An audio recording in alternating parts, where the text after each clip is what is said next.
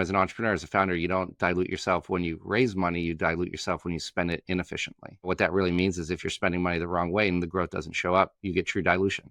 But if you raise money and you spend it the right way, then you've grown the pie enough that you aren't getting diluted. Welcome to Money Moves, the show about raising money, making great investments, and building venture scale businesses. I'm Neil Devani, your host and the founder of Necessary Ventures, a firm investing in what the world needs. Each week, we'll talk to folks who have raised anywhere from $10 million up to billions of dollars. We'll learn how they return multiples of 10x to 100x or more to their investors. We dive into their stories, uncovering what worked and what didn't, learning from real experiences to understand the journeys of raising capital and rapidly scaling a business. Money Moves isn't just for those already in the game. It's also for anyone interested in the mechanics of startups and venture capital. Whether you want to raise money, make better investments, or just understand how it all works, Money Moves gives you the insights and advice you need to succeed. So join us each week and hear from those who've been through it all and learn from their journeys. David, thanks so much for joining me for an episode of Money Moves. Thanks for having me. So you're a founder, you've had an exit, you founded a venture firm, a lot of things for us to talk about today. I want to go back to the very beginning and ask you about where the idea and inspiration came from for you to be an entrepreneur way back when. I actually started a company in high school before starting Weebly. I think I probably got inspired to get on entrepreneurial path by my dad, who started a school. So not like a tech startup, but a form of a startup. And then was going to school at Penn State at my junior year, was part of a class where the class project was just to create a web app. At the time, there really weren't any good ways to create websites. There was Microsoft Front Page and Dreamweaver, but all Penn State students were required to create e-portfolios. And so it was really top of mind. Ended up starting Weebly out of that class and moved out to San Francisco, joined YC, and did that for the next 16 years. Did you meet Chris and Dan, your co-founders, in that class? No, actually, I met them at Penn State. Dan was in the same dorms freshman year, and Chris was a friend of a friend that I met in the same dorms. How did you rope them into the vision? As a Pennsylvanian and a Penn State alumnus, I love the institution, but not exactly like a hotbed of entrepreneurial activity and mindset. Yeah, and more now than there was back then. Even back then, doing a startup was not anything anyone talked about. But I don't remember exactly how. But I just mentioned it to Dan. I showed it to him. He thought it was super cool, and he agreed to join. And then I kept showing Chris as I made progress, as I was coding it up. The summer of 2006, kept showing him the progress. He got really excited, and he was actually the first to say yes on the spot. When I asked him if he wanted to drop out of school and join Y Combinator, Dan said yes the next day. So it didn't take him that much longer. Did you get into YC before you guys moved to California, or was that what precipitated the move? We interviewed in Boston, and I distinctly remember, actually was just chatting with PG the other day about this, but he called me up and said, "I'm calling to end your college career." They were apparently quite apprehensive about it. Jessica told him not to do it, that we had to finish college. But apparently I promised him that we would actually finish college. So we moved out to join the YC program in January of 2007. How did you find out about YC, and Paul, how did they find out about you, whichever way it was? Yeah, I remember reading, it was actually late at night. I found out about YC the night of the application deadline. So I was up late, around 11 p.m., midnight, browsing Slashdot, which I don't even know if that exists anymore. And they had a story about the YC deadline. I think it was at midnight Pacific, so it would have been 3 a.m. Eastern. So I actually threw together an application within like 2 hours, got it submitted right at the deadline, and didn't even have a chance to ask Dan or Chris if they want to drop out of school and move out west. But both ended up saying yes the next day. What an amazing outcome, right? To get there on the first application, which now is like not that common. And also when YC was pretty young, I think this was probably a couple years into YC, maybe Yeah, I think we're the third or the fourth batch, but it was really only, I think summer 2005 was the first program. So there's only a few batches before. Our class was 12 companies, if I recall. Wow. What was the first round of financing like after YC? We weren't sure if we were going to be able to raise money. Demo day at the time was 15 minutes per presentation, which everyone complained about as being way too short. Now you'd think that's like an infinite amount of time. During our demo day presentation, we did a live demo. We recreated Benchmark Capital's website on the fly, live. That's an easy one to recreate, though, I think, right? It was pretty easy. It apparently caused quite a stir because, all those firms had spent so much money getting their website made. The fact that you could build it in 10 minutes in front of them was like shocking. And so we weren't sure if we were going to be able to raise money. I think at one point in time we were had less than like $100 in our bank account. But we were talking to a bunch of angel investors, and we ended up raising 650K from Steve Anderson and Baseline, Mike Maples, Iden, and a few others. But those were the big ones. Yeah, for most companies, I think often that go through YC, that demo day experience is the easiest financing experience. Is that what you found, or did you have any other easier experiences? Yeah, it was pretty easy. I mean, relatively straightforward. I remember we were trying to play them all off each other, and I think we told Steve, "Yeah, we have a few other people interested," and he said, "Oh, who? Mike Maples and Iden?" And we're like, "Shit." They all know each other. They were all talking at demo day. So we unfortunately couldn't create a competitive situation, but it worked out, and they've been great throughout the years working with them. Awesome. After that round, you went on to raise from other investors, other rounds. What was the experience like for those future rounds? So as you started to have more product market fit? So we raised 650K on a 2 million pre, so 2.65 post. That was in April of 2007. The lawyers were arguing about whether 650K would be called a seed or a Series A, but they settled on Series A. So that kind of tells you how the times have changed. So safes they weren't even invented yet. And we didn't raise any more primary capital till the Series C, when the company was worth, about $400 million. And so that was just a very different experience. We ran a process. The expectations, obviously, between like a seed or a pre-seed and a proper Series C are completely different. So, but yeah, we're excited with that round, and we actually had more cash in the bank when we sold the company than primary capital we raised in the lifetime of the company. So over the 15, 16 years of the company, we're actually cash flow positive. I have a lot of questions about that. That's fairly uncommon and also speaks to building a great business and being capital efficient. Just one more thing a few more things on the investor side. You brought Sequoia on as an investor at some point. What was that experience like? That was great. We weren't actively fundraising. Like I said, the business was cash flow positive. We didn't need to raise capital. I think that's the best position that an entrepreneur can put themselves in. I mean, you obviously want to optimize for growth, and there's no doubt about that. But you also want to optimize for capital efficient growth and doing it in a way that makes sense, so that you're not just spending cash in a really inefficient way. So we were in a good position. Throughout the years, we had various term sheets. We had this idea of a round that we could put together, and we just never liked the terms. So we just kept saying no, and we'll wait another year. We'll grow into our valuation. And then we were in touch with Sequoia, and the round came together. It wasn't a competitive round. It wasn't a competitive process, but the terms were right, and they were amazing partners. What is it that made them amazing partners for you? Obviously, they are one of the most storied firms, if not the most storied firm, have had incredible success. What was the experience for you that really stood out about them as a firm or as partners? Yeah, I mean, I think there's so much, right? It's a combination of several things. I mean, first and foremost, Roelof was on our board for quite a number of years. He was incredibly supportive. My style was always just lead with what's going wrong. I always figured the only way you could really lose confidence as a CEO was if people felt like you didn't understand what was going wrong. If at least you understood what was going wrong and you had a reasonable solution for how you're going to address that, people will give you lots of shots at that. But the second they feel like you're not even acknowledging the problems, that's when you really lose people's confidence. So that was my style of board meetings. Roelof was always the first to say that we were too hard on ourselves. Extremely supportive. So that first and foremost, just the partner relationship was important. The firm itself has an amazing network. So there was lots of times when we were in jams that they were able to reach deep in their network and help us out, which was amazing. They also really foster the internal network just with portfolio companies, and the type of events that they put on, and the way that they're able to foster that networking was important for us. And then finally the brand. I think the Sequoia brand counts for a lot. It certainly helped us with partnerships. It helped us with recruiting. It helped us in a lot of different ways. So, overall, it was an amazing experience working with them, and they were extremely supportive. That's great. Can you share an example of a jam that they were able to get you out of that maybe another investor might not have been able to?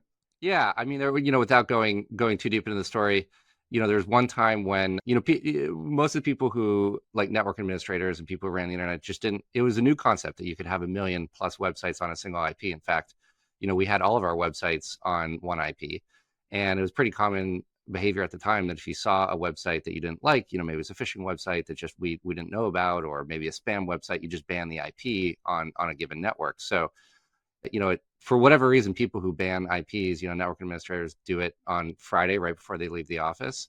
And we actually got banned on AT&T's network like Friday at 6 p.m. Eastern. And that meant all Weebly sites were down across all of AT&T network. At the time, it was the main provider for the iPhone, and it was a big problem. And so we sent an email to all of our investors saying, can anyone help with this? And Sequoia was the first to get back. They said, give us a minute. I was in an airport, and they said, okay, send this email to this person. You'll get a call within 5 minutes. And it was the AT&T CTO that was like, how can I help work this out? And, we got the issue resolved within the next 30 minutes after that.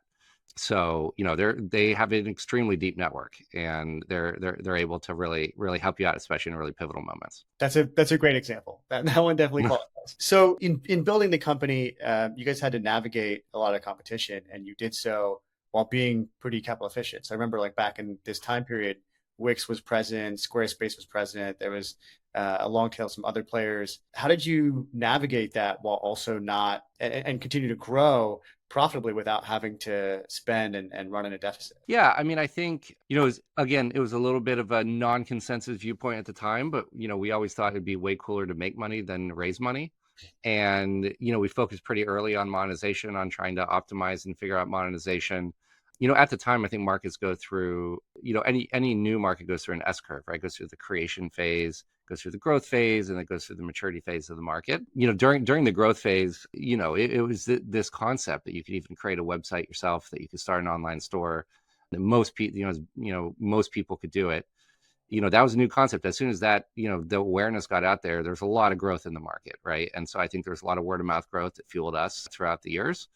And then when the market hits more of the maturity phase, then competition gets fierce and it gets super intense, because share isn't free anymore. If you're going to capture share, you got to capture from someone else. So I think throughout the years, the experience was a bit different, but we were always focused on spending capital efficiently. I always came to appreciate that you don't dilute, as an entrepreneur, as a founder, you don't dilute yourself when you raise money, you dilute yourself when you spend it inefficiently. And, what that really means is if you're spending money the wrong way and the growth doesn't show up, you get true dilution.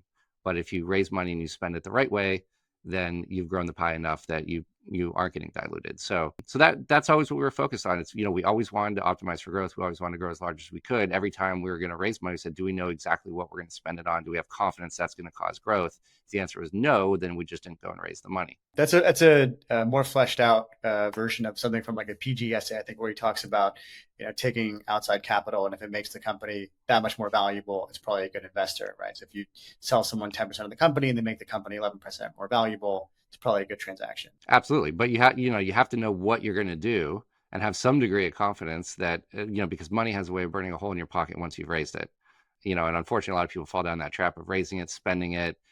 You're on autopilot. I got to hire these people on my team. I need to spend money on marketing in this way. And then unfortunately, once it's out the door, then you just need to raise more to fill the hole. How did you guys think about hiring early on? Once you got that first 600,000 in, did you hire people that you already knew? Did you go find new people? I mean, we raised the 600,000. I don't think we hired people for another couple of years. We hadn't really hit product market fit yet. It took us a while to hit product market fit, maybe about 3 years, until it was sort of obvious that things were really working. We stayed really lean. We stayed super scrappy. We hired a small number of people. And then eventually, I think there's really two modes for a startup. It's searching for product market fit, and then once you've found it. And if you're searching for product market fit, you really want to keep the company to under 20 people at all costs. Because once you get to about 25 people, you need to restructure the company, institute your first level layers of management. It's just not an efficient organizational structure for searching for product market fit. And it actually makes it worse. Now, on the other hand, once you found product market fit and you're scaling, then it's the opposite. Then you really need to hit the accelerator pedal. You need to hire as quickly as you can to go and capture the full market opportunity before someone else does. So, that's kind of how I think about the right size and the right number of people to hire at different stages of the company. Yeah. So for a few years, you guys were just the three of you kept it very lean, found product market fit, and then you started hiring. That's right. In those few years, what were the things you did to find product market fit? Great question. I mean, I think the thing that we did well was we were constantly iterating and constantly talking to users. Dan did the customer support for the first 1 million users himself. We were always just aggressively talking to users. We had a feature board where it's kind of like a Reddit style, a feature board where people could upvote, downvote features and make feature requests. We obviously compiled what people were asking for. We did a lot of user testing. I actually have a whole video on this on product market fit, but effectively, UX testing the most important part is you don't even need that many people. 3 to 5 people are sufficient. But just standing, observing as they use the product, and making sure to keep your mouth shut. Not, don't hint at what they should do. Just ask them to perform a task, and then just observe while they struggle. And that's really great for UX testing and helping improve the product that way. So we just did a lot of that. We stayed really close to what people were doing, how people were using the product, and just it is pretty straightforward. Whatever people were asking for, we built. Of course, within a larger vision, but really, we're on that quick iterative feedback cycles. Were there things that you did beyond the product refinement and iteration, more on the distribution or growth side, that were outside the realm of normal? No, I mean, we didn't do any paid marketing for maybe the first 6 or 7 years. It was entirely word of mouth. I think that wasn't necessarily the right answer. I think we could have sprinkled in some more paid marketing while, market share was cheaper to acquire. But, in order to get word of mouth growth, you have to have a 10x product. You have to have something that is not only a 10x product, but you're also not optimizing every penny of value. So you end up giving away a lot of value, and you have a 10x product. Those type of things are what really cause massive word of mouth growth. So you think about it from that perspective, like your marketing budget. So instead of spending money on marketing, you're maybe leaving some value on the table, but you invest in the product, R&D, and it creates a lot of word of mouth growth. That's a really powerful product to be able to drive for 6 years on word of mouth growth. Like, very few companies are that disciplined with their product quality and organic growth. So along the way, you've talked about, actually this was 8 years ago, but I think you were talking about your experiences in building the company, the value of reaching profitability and maintaining a degree of work-life balance, and how you thought about it. And if I recall correctly, you guys were working pretty hard still, but you had like very strict, disciplined, dedicated time off. Can you just talk a little bit about where that thinking came from? Sure. I mean, I think so. To be clear on the definitions, I think being cash flow positive brings a lot of flexibility and power to the business. I think profitability, is similar, but not a goal, because anyways, it's really the cash flow that you want to focus on. On the work-life balance front, we worked every minute of every day except for Saturday. So we would work until we were tired. We would sleep until we weren't, and no alarms. We just kind of wake up naturally. Literally worked every minute of every day for years in the beginning, but we always insist on taking Saturday off. We felt like we would burn ourselves out if we didn't, and so it was a rule: no work on Saturdays. Go out, walk around, get some fresh air, watch some trashy TV, like whatever it was, just do something to create a little bit of rest before starting again. And we probably followed that routine for 2 or 3 years. We were mostly nocturnal because no one's texting you or calling you in the middle of the night. Really, really great for focusing on work. So we would work until usually about 7 or 8 a.m., sleep, wake up, rinse and repeat. I feel like it's a pretty unique structure from two lenses. One, the hard hours and the natural cycle outside of Saturdays, as well as then two, that really dedicated time off on Saturdays. Did that come from you guys just kind of organically feeling your way into what seemed sustainable, or what felt right? Or was there some wisdom that someone imparted on you about this approach to running a marathon? We were 21. I wouldn't impute too much wisdom. It's just what felt right at the time. It seems to work out. I mean, the talk of burnout and of finding balance or optimizing yourself to grind really hard is I think reaching all-time highs, and still yet to go higher, with people talking about biohacking and optimizations and all these kinds of things. But this is 10, 15 years ago, right? And you guys were naturally just kind of finding a sustainable high level of output, which I think is pretty interesting. How do you think about that today? Do you think that's something that would you advise folks to follow that formula, find their own formula? What would you think? I think that it's really the formula that's going to work for one person versus another is very situational. It's very individual. I think that what is important is having extreme dedication to the company, having extreme urgency, really working your ass off to make it as successful as it can be, really, really having that commitment to the success of the company. But then on the flip side, being able to understand what doesn't make it sustainable, in the long run. I think, a lot of founders, when they start the process, don't fully appreciate that it's a 10, 12, 15, for us, it was 16-year journey from start to finish. If you burn yourself out 2 or 3 years in, And clearly that's not going to work. And so, I think, for me personally, I mean, those were obviously extremely productive years. Two of the most productive years of my life were the years immediately, the same years immediately following when our two kids were born. Different work hours, but there wasn't a different commitment to the company. And again, it's the same thing. I think you can find ways to cut out some of the bullshit, to cut out and really laser focus in. And I think you can be extremely productive that way too. Those hours are going to look completely different, but you could also be extremely productive. So I don't think you have to work one way or the other, but I do think when you start a company, when you become a founder, it is this extreme level of commitment to do everything that you can to make the company successful. If you're taking the risk, if you're making the sacrifices, you might as well do everything you can to actually have a chance at success. And and the other thing to keep in mind there is you do everything you can to optimize for the success of the company. Ultimately, everything within your reasonable control. For us, that meant moving to San Francisco because that was the obvious choice, versus staying back in Pennsylvania or staying on the East Coast. So I think, if you're going to have a real go at it, you want to do it right. You want to try to do everything you can to make the company successful. How do you think about remote work, given the rise of that conversation today? Weebly was never a remote company. We were acquired by Square not too long, maybe a year and a half after we were acquired, COVID hit. And so we transitioned to fully remote, like everyone, like the vast majority of other tech companies did. So we really got to experience both. I personally have a hard time seeing how you could do a startup that's remote. Personally, that in person, the energy of being in person, the ease of communication, just the pervasiveness of the osmosis of information that just floats in the air, the lack of communication overhead, infectiousness of commitment, being on a team and kind of being in the trenches together. I think there's so much there. But that said, that's my preference. Pre-pandemic, WordPress started as a fully remote company. Talking to Matt, he said there's just there's a different set of things that you do. There's a different, I don't want to say cadence, but different structure to work, and they've been incredibly successful. So I think I think it can vary company to company.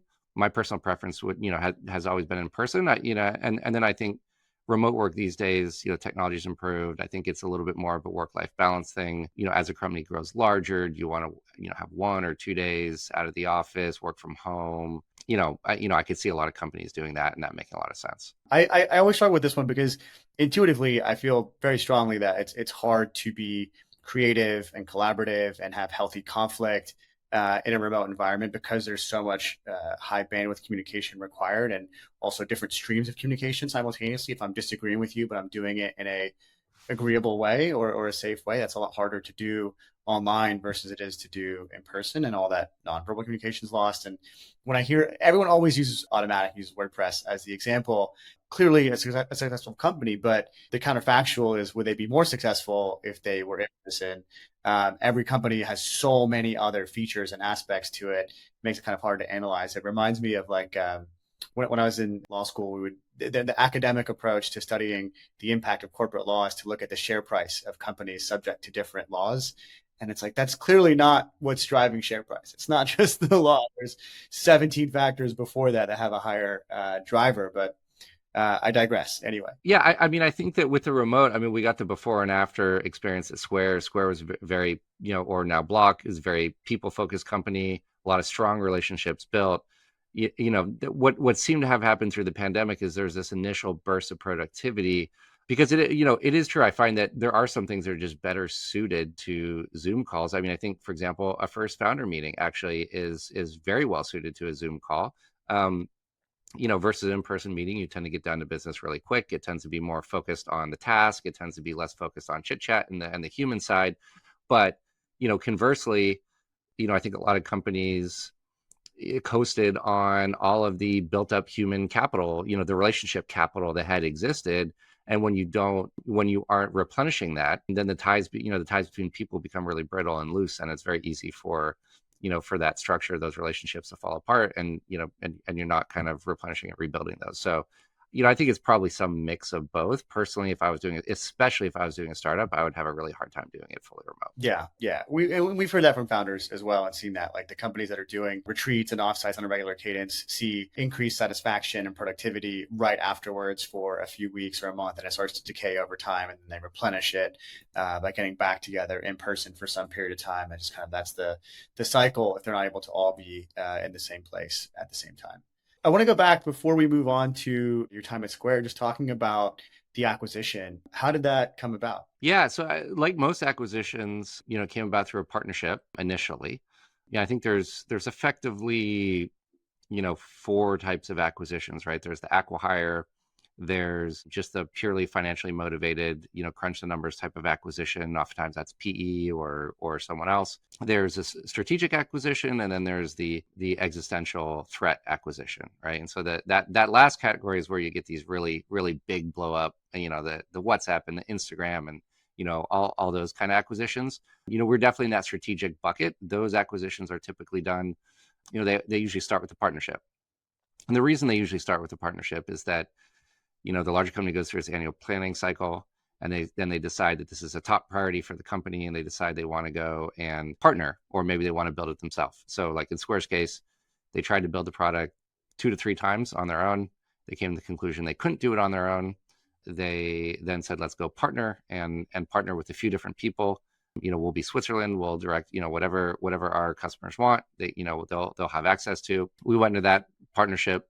We learned about each other, we got to know each other, we worked really well together. And then during the next annual planning cycle, they decided, actually, this is too strategic to partner. We have to own. Right. And so then they took a look around the field. That, sort of end to end, conversation probably lasted all in for over 18 months before it finally, culminated in an announced acquisition. And in those conversations, did you have awareness of the fact that they had been trying to build and were not succeeding in doing so? Or did they try to obfuscate that from you until after the fact? No, I mean it was known, because the whole premise of those partnerships was that they were going to sunset their internal tool and migrate the users over to a set of partners, and the customers, their sellers could choose which partner they wanted to migrate to. What do you think made it hard for them to replicate what you guys had done? I mean, let's set aside the dynamics where it's typically hard for larger organizations there's a whole set of reasons and dynamics why larger organizations often have a hard time building up a new product and innovating from scratch. In Square's case, that wasn't really the case, because they built Cash App, right? And they turned that into a multi-billion-dollar business that was just like an internal project. Very, very few companies ever managed to do that. They built some other great SaaS products as well for all their customers. Absolutely. SaaS products, there's a whole bunch of stuff they built up. But I think, maybe part of it, and I won't say this is all of it, maybe part of it was that I remember on day one starting at the company and looking, I'm getting access to all these systems, and I'd find like a seller, and then in all their docs and reports, say, well, why is there no link to their website? And they were just kind of like, what do you mean? And it was like, well, obviously the most important thing, like right under the name of the business, should be the link to their website, right? But it was just kind of foreign. That's not something that the company was, and this is why the acquisition made so much sense. They were extremely focused on in-person, commerce, and we're extremely focused on online commerce. And so it was a real learning experience for us too. All the things that were important as you think about in-person commerce just weren't top of mind for us. So I think that's at least one of the reasons. I think when you don't, just internally, you just don't have that perspective, it can be hard to, really hard to understand what's important to people. But let's talk about the win of the acquisition, right? So great outcome. What did you do first? Like, how did you feel? How did you celebrate? Yeah, I mean, acquisitions are kind of funny. There's a lot of different milestones. The first one is you start the conversation, and then there's another gate. Is going to get serious or is it not going to get serious, right? Then it gets serious, and then you sign a term sheet, and then you work towards signing the definitive documents, and that's kind of when you announce it all at the same time, and then you get to close. But close isn't the destination point either, because then there's integration, and then you need to work on, so for me, closing the acquisition was great, but I was very nervous of organ rejection. I was really nervous that it was going to be a failed acquisition, that the whole team was going to just leave and see it as the finish line, that our kind of two company cultures weren't going to mesh, that the people weren't going to mesh, that the products weren't going to mesh. And so I won't say just as stressed, but I was quite stressed over the next 2 to 3 years, and really, really focused on trying to make the acquisition successful, the products integrated, the teams integrated. And, 4 years later, the vast majority of the team was still there. I think something like 99% of the team came over with the acquisition. Many of them stayed beyond 4 years. So, and, most of, if not all of what you use in Square right now, whether it's sending a payment link or, through the app, or it's an online store, that's all Weebly. It's just been properly integrated under the Square brand. So that's something, that was my mindset at the acquisition. Was I was just very nervous that the acquisition would fail. It doesn't sound like you got a chance to celebrate, at least early on. Was there a moment later where you're like, okay, I can breathe easy now. I've like hit this amazing achievement and had that feeling? I mean, we certainly celebrated. Don't get me wrong. Yeah. We had I think it was, for a lot of people, I mean, it was a surprise, right? The Square's public. The announcement went out basically I think a minute after markets closed. We asked for the courtesy of telling our team about 5 minutes before the market, but basically 5 minutes before the market's closed, right? Which is a little bit of a risk. Is someone going to get on their phone and do some kind of insider trading or something, but like, it's not really a risk. And so they said, okay, so, but it's one of those things where you get summoned to an all hands like an hour before it happens. And, you make this announcement, and then we had a whole afternoon of activities planned, and, culminated, we kind of went out and celebrated. And, the next morning was like an HR onboarding for the whole company. And, people may have been a little slow the next day. So we certainly had some proper moments to celebrate. Yeah, you made sure the team at least was able to feel good, even if Exactly. you were a little nervous for a little while. You spent 4 years there. I know you mentioned a lot of the team stuck around longer, but you were there for 4 years, which is a good amount of time. And you had spent 10 plus years building Weebly. You were the leader. You were defining culture. You were driving the roadmap. Moving over to Square, what were some of the like biggest learnings or things that were different for you working at a larger public company that already had a defined culture and things like that? So I was there for 3.5 years. So pretty close to 4 years. I stayed longer than I originally sort of internally anticipated that I would. It's an awesome company. There's really smart people, really kind people. They had a way of almost always making the right decision and making great decisions. So really no complaints. It was exciting to see a company at larger scale that was doing well, and just understanding some of the problems we struggled with at 350, 400 people, like how those get solved, and what excellence looks like in that regard. And it was fun for the first time in a long time. I felt like I was actually qualified to do my job, and really enjoyed working with everyone there. It was really great culture, great set of people. Were there certain things that were new to you that you hadn't known or done before that you're like, wow, I wish we had done this at Weebly or knew about this? Yeah, I mean, I think they Square is an introvert-led culture, and it's very different. And I really came to appreciate the various ways and processes and just ways that the company was run versus your typical extrovert, whoever can appear more confident at a meeting and talk over others. And so things were pretty well documented.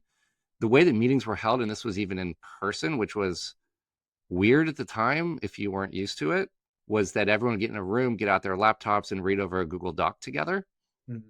So kind of like Amazon, but digitized. And people would comment in the doc, and they would, there was like 100, not 100, but like 10, 15 active different conversations happening at the same time, even though the room was silent. These conversations were all happening. And then, a decision would be made. Everything was well documented. So that decision information was very easily conveyed out to the broader organization. So I just think that structure of how you run at much larger scale, at 300, 350 people, oftentimes we'd have a meeting, we'd make a decision, you just kind of trust that decision would permeate. That didn't always happen. People sometimes didn't understand the rationale. They didn't understand what the actual decision was. There's a bit of game of telephone. Meetings were relatively unproductive, often with people that just like to hear themselves speak, going on and on and on. I personally hate getting presented with decks. It's it's low bandwidth, and so that was really cool to see how Square handled all of that. Yeah, a different culture. I like that idea of like the commented on shared doc that then becomes the source of truth for dissemination to the larger audience. That's a cool idea, expansion of the memo. Let's switch over to talking about investing. I feel like I've Got so much out of you on the building of product and companies. I want to hear more about your investment experiences. When was the first time you wrote a check? Good question. I think I wrote my first angel check around 2012, 2011, 2012 timeframe. How did that come about? Like, how did you meet the founder? How did they meet you? What made you feel confident to make that investment? Yeah, it was a mix between, people in our network, people that we knew. So I was one of the first, 5 or 6 checks into Cruise, and we, I knew Kyle really well from back in the day when we went through YC together. And, so initially it was just one of those, if you have a smart friend that's starting a company. But we also had our mix of finding, products that we use that we use at Weebly that we really understood like how awesome they were. And we just sometimes email the founders and ask if we can invest and write a personal check. So it's a mix of those kind of things early on. Is Cruise your best check so far? That's a pretty quick, great outcome from. Yeah, I don't think you'll typically have an outcome like that, where I think it was 2.5 years from like friends and family to $1 billion exit. Yeah, those don't come around every day. Yeah. Well, in AI, maybe. I think now a couple of those. So you're writing angel checks, through your experiences at Weebly, at Square. At some point you say, okay, I want to go from being an angel to spending time at YC. What led to that decision? Throughout the years, continued to write angel checks, started to professionalize a bit around 2021 timeframe. Let's call it like 2020, 2021, but certainly after the acquisition, became much more thoughtful about the strategy, about the thesis, more disciplined around pricing, and just kind of understanding how check size and ownership relate. And started doing that. And then eventually, once I left Square, that freed me up to move into investing full time. And you had the relationship and the experience as a founder with YC. If I recall, you brought a lot of thought and interest in climate investing to YC, where before it was maybe just something they would do from time to time, but then it became a bit more of a dominant strand of the program. Is that a fair statement? Yeah. So what happened? I never was officially at YC, but what happened was Gustav and I were talking, and they were noticing a lot of people applying with climate tech ideas, but a lot of the same patterns of just bad ideas. So that was the genesis of the RFS, which is there was a lot of founders starting companies, and we wanted to try to guide them towards better ideas. There's a lot of people moving into climate in general, and we wanted to put out a landscape so that people understood how to think about, the entire landscape versus, just coming with the first idea that came to everyone's head. So you put out the RFS, and from there, did you decide after that to start a firm, or do you already kind of have that in your mind's eye? I was thinking about it. We hadn't fully committed yet, but certainly at the time was thinking about starting a firm. And when did you get that conviction? What brought you to the point to say, this is the thing, I'm gonna start a firm, become a founder again in a way, and focus on this? So that's kind of what I wanted to do with a lot of my funds, and that's where I thought, my personal conviction was that this was the best investment opportunity that I wanted to do, and I talked to a lot of people who are also interested in that, and were interested in joining. So I think the conviction came, once I finally left Square, once I felt like the macro market dynamics were right, and we were always focused on, if I had any ideological energy in the space, I was going to take it out in other ways. I was going to take it out, with C3 and nonprofit and policy efforts and things like that, which I did start doing quite a bit of that around 2020, 2021. I really gained the personal conviction that from a market perspective, the timing was right and that the opportunity was there. And that's where I really started doubling down with my own money and made the decision to start Leap Forward. Yeah. And with Leap Forward, how do you talk about it now if you're talking to founders or investors in terms of describing what the thesis is, what's in focus for you? Yeah. So early stage, pre-seed and seed typically. We try to be, we bring a lot of founder experience to the table. Myself more on the product engineering kind of founder CEO side. Jessica has a lot of go-to-market experience. She ran BD at Figma. Sales and just, really getting up to speed on sales is something that's actually quite a few climate tech companies struggle with. So it's actually been a great partnership. And, we just try to be the highest value to dollar ratio on the cap table. We write typically around 300K checks. So they're not lead checks, but we want to be that partner that you can call, that you can talk to, that's not a board member, when something's going wrong, where it's not that kind of conversation that you have with your board member. So that's, I think, from the founder perspective. In terms of the thesis, from day one, we've really been focused on, attractive business models today. So I think, oftentimes if you need the world to change in a certain way, or if you need people to operate in a way that's not in their, direct interest, that can be tough. But there are a lot of companies that can have significant climate impact and also have really amazing business models that scale today. So that's kind of always what we've been looking for since day one. I think it's, the need for that, it's truer than ever. Yeah, I think that's 100% true, and we obviously agree. What are some things that you prioritize in a founding team, especially if there's anything that you think is different from what other investors care about that the team has as far as skills, experiences, or attributes, things like that? Yeah, great question. I mean, I like to see founders where they're working on it because they can't not work on it. They're just irrationally excited about it. It's what they think about day and night. Always a good sign. Really like to see founders with grit and with hustle and that have some, go-to-market orientation. I think, one of the things that is, that you sometimes see in climate is just a little bit more of a science project type of vibe, where I think that's great in academia. I think that, like we talked about in the beginning of the episode, when you are starting a company, it's a different mindset. And it's so hard to get something like that off the ground. It's so hard to grow it at the speed that you need to achieve escape velocity, that you need a different, just a high level of dedication. And personally, the last thing that comes to mind that I'll say is I like to look for self-awareness. I always found that at Weebly, the limiting or gating factor for people as they continue to get promoted and rose through the ranks was self-awareness. Some people hit a wall where they're just not able to process and understand themselves properly. And, I found that people with self-awareness tended to have an uncanny ability to reflect and for personal growth, right? And so, as companies, not just at the earliest stages, but as they grow into multi-100 person organizations, having that type of self-awareness would be very important to making the company successful in the long run. Yeah, that's a great answer. That's really nuanced. It's something that I think you have to have a high degree of self-awareness yourself to identify that in others and to see that in iterations with them over time. What are some things you think that other investors index on too heavily, or that they're looking at that you don't care about as being a contributing factor to success or a criteria that they're investing behind? Yeah, great question. I mean, I would have to think about it a little bit more to give a deeper answer, but the thing that immediately comes to mind is I think a lot of, and it's not just investors, I think a lot of people, investors, people hiring in tech, tend to really value pedigree. And, coming from Penn State, we always felt a little bit like a chip on our shoulder, like a little bit outsiders in that regard. It's never been something, even when hiring for Weebly, it's never been something that I paid particular attention to.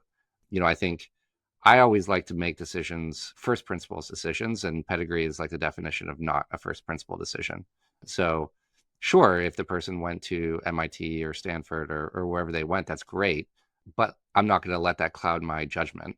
I still need to find out for myself if I believe in this person. Similarly, something that's not a first principle decision is what other investors think. So oftentimes, if you get the sense that it's going to be a hot deal, I actually had a really interesting conversation with Mike Maples on whether heat on a deal is actually kind of an anti-pattern, whether it's, if you see too much heat, whether you should think less of the deal. So, I think, anyways, a bunch of interesting and nuanced conversations there. But yeah, fundamentally, I think you need to make a decision from first principles and kind of dig in deeply with the founder and understand if you believe in, the product and the go-to-market and the customer pain points and, and the character of the founder as a person, independent of whatever the credentials or the pedigree or what other people think. Yeah. I know. I think it sounds like something that everyone says in terms of pedigree or who else is investing, but also it's something that a lot of investors index on, whether or not they want to admit it.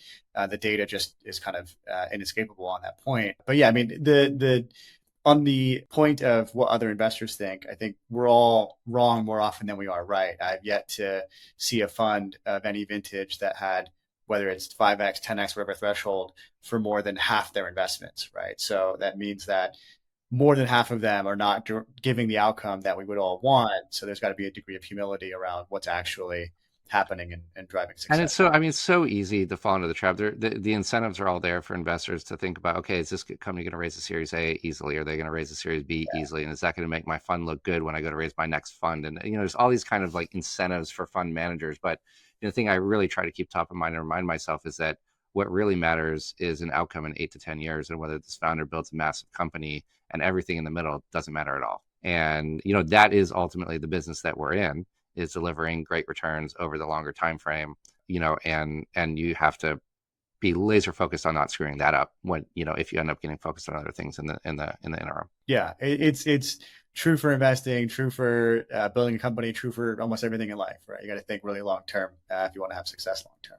Absolutely. I want to talk about some advice for founders who might be listening. You've had some amazing experiences. You're spending a lot of time with founders now as an investor. What are some of the things that you see as like the common mistakes? If you could wave a wand and just remove a certain behavior or mistake from founders, what would you take out of their repertoire, the things that they commonly do? Oh, I mean, this is a tough one because all the mistakes that I see that are common mistakes are all mistakes that I made too. So I have this huge amount of empathy. I mean, oftentimes you'll be talking with someone and they'll criticize a certain mistake. Maybe you fudge the numbers a little bit, or you're just a little optimistic in how you describe something, or maybe you're trying to project confidence and overplay your hand in a negotiation with an investor. I mean, I have a hard time dinging founders for some of that behavior because I made all those mistakes and learned from myself. I think, I mean, it's a really tough fundraising environment out there, and I think getting through that is hard. I see founders that leave themselves with too little runway before they start to raise again. I think that can be tough. You should ideally start raising with 9+ months of runway. Occasionally, you run across a founder that things are going well and they have 14 months of runway and they go raise off the back of positive momentum. I mean, it's like, that's refreshing to see because that's a really smart move. Founders think that they could manufacture. I mean, I certainly did. I felt that I can manufacture a hot round and manufacture that kind of time pressure. And I just found, as a founder, I just found that it never worked. If you're trying to manufacture in a way, investors always saw through it whenever I was trying to do it. Maybe some people manage to do that. I found the best approach was just to be pretty honest about where you are, pretty honest about where the round was. And I think I never fully appreciated that, where the company, in a sense, when you're pitching it to an investor, is like a product. And when you take the product to market, you get feedback from the market on whether it's the valuation, the stage, where things are at. This is, by the way, true of investors and funds, by the way. And if you go to market and you get, 10 or 12 or 15 no's, then instead of treating it like a CRM and you've got to spray and pray to get one yes, I think oftentimes it could be more productive for a founder to just say, okay, I've gotten the feedback from the market. Let's go back. Let's try to actually get the proper feedback, the in-depth feedback on what is not resonating with investors. Let's go fix that. And then let's go back to market, in 6 months or 9 months or whatever it is. I think that'd be a much more productive approach. A lot of founders spend 12, 18+ months trying to fundraise. And when you're fundraising, you're not making progress on your company. Yeah, I think fewer investor conversations, try to get extremely high quality feedback. God, always ask investors when they said no, I said, well, what can I improve about the company? Like, what don't you like? And they're really hesitant. I said, you could say whatever you want because for you, it's a problem. Like for me, I'm the CEO. I could go fix it.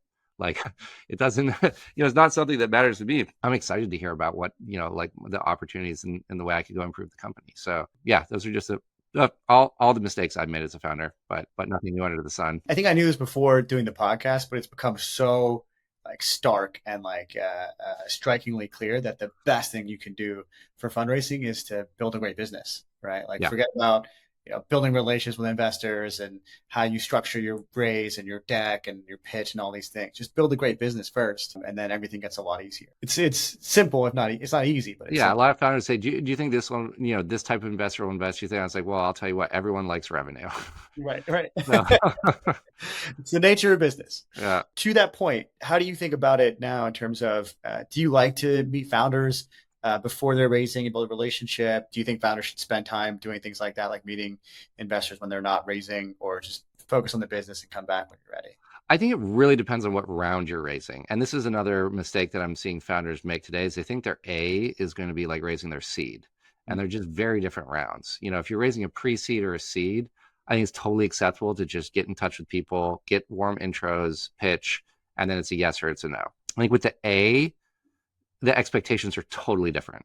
And you want to understand, first of all, where's the bar? Because the bar for an A is way higher than the bar for a seed. where is the bar today? Because that bar is constantly changing. And then I do think it's more productive for the A to focus on fewer high quality conversations from people who are like predisposed and likely to invest. So the way you could do that is just understand, filter out basic things. Is this investor write the size check that I need for this round? Are they predisposed to like the category that I'm in based on other investments they've made in their portfolio? Just a few simple filters, get it down to about 6 people, not too many. And then, yeah, that wouldn't be a bad idea to have a coffee once or twice a year, with those 6 people to get introduced, get them up to speed on the business, show momentum, show progress over a longer period of time. I think for the A, that can be important.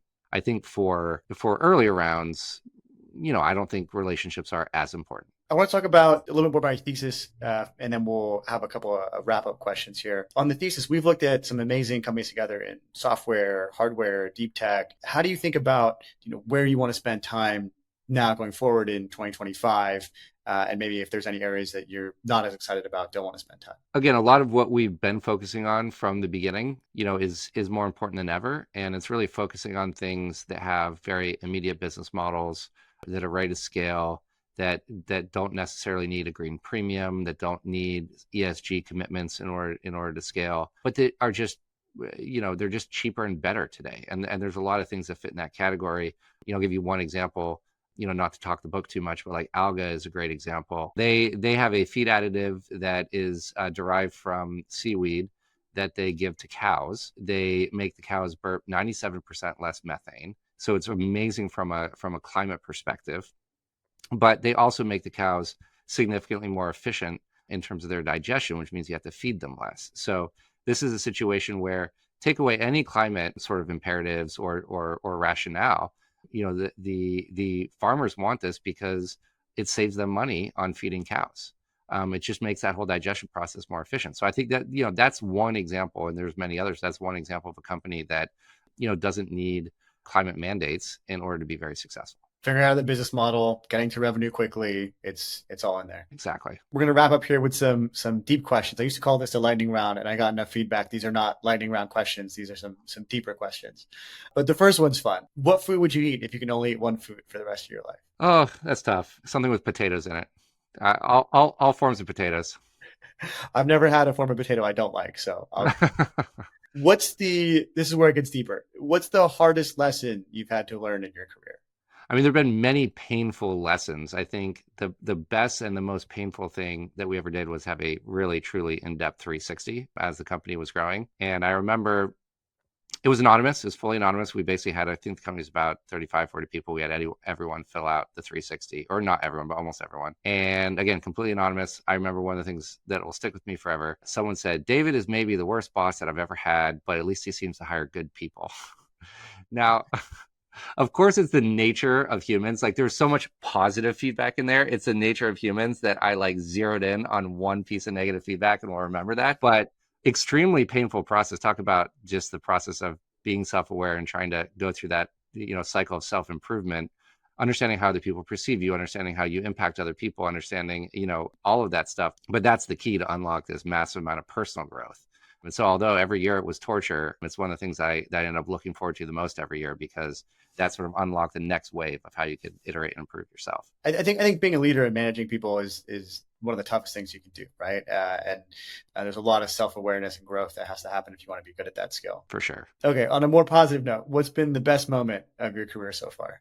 Probably the best moment was when we got to announce the acquisition to the company. And the reason is because I agonized over the spreadsheet of 350 names for weeks, and maybe a month before that, to make sure that there was that everyone got treated fairly, and that everyone. And so we did a lot of things. We basically I went over and over and found all these slices. Where the people that worked at our support agents in Arizona, like, were they treated fairly? Was there was a slice of people that we got a little stingy on equity, for 1 year when we were hiring and really popular and everyone wanted to join, and like, oh, wow, those people actually weren't really getting paid fairly. And so we ended up taking a lot of money actually off the cap table. So, primarily founders, but also investors, and finding ways to redistribute it to make sure that everyone was really taken care of. And It wasn't the announcement itself. It was the fact that everyone was excited because everyone had a reason to be excited for the amount of time or how long they were there or the type of work they put in. Everyone felt ecstatic about the outcome.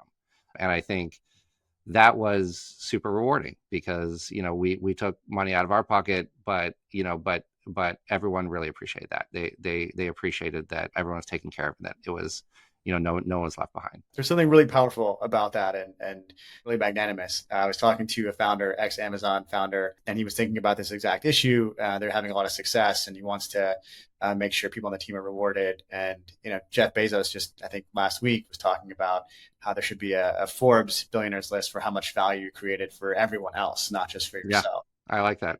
Yeah, I think there's something to it. Okay, last question for you here. Who's helped you the most in your career? Yeah, it'd probably be a split between, it'd be a three-way tie. Paul Graham in the very beginning, Steve Anderson in the middle, and Ruloff at the end. Yeah, so you get some great investors. We're very lucky. Yeah, awesome. Well, that's it. Thank you, David, for coming and sharing, and it's been great. Yeah, thanks for having me. This is awesome. Thanks again for tuning in to this episode of Money Moves. If you learned something new or just loved this episode, click below to subscribe. See you next week.